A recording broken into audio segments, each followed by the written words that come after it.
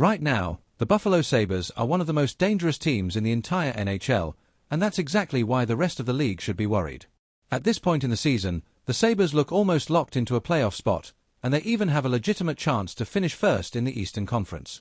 And if that happens, I can't imagine any team wanting to face them in a 7-game series. The biggest reason? For the first time in years, Buffalo finally has all 3 key ingredients of a championship contender. Elite offense. Solid team defense. Reliable goaltending.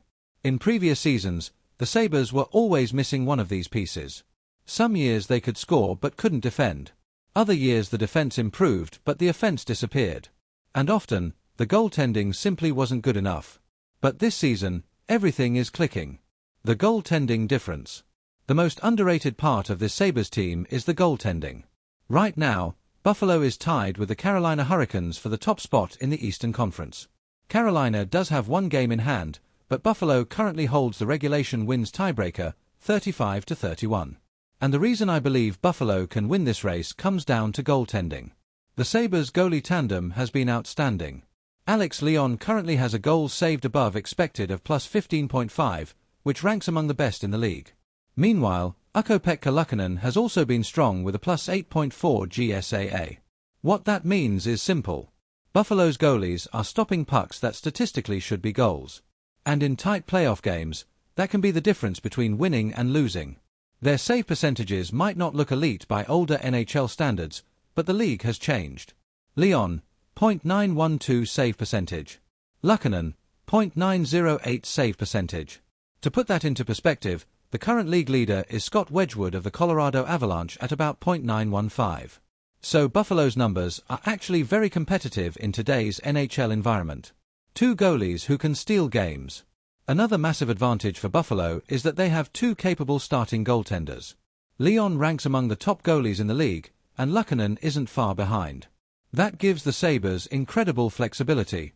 In the playoffs, if one goalie struggles, you can switch and completely change the momentum of a series.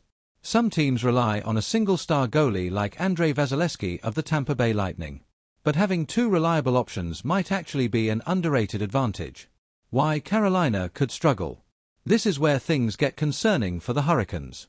Their goaltending situation has cooled off significantly. Pyotr Kochetkov and the rest of the Carolina goalie group hasn't been nearly as dominant recently.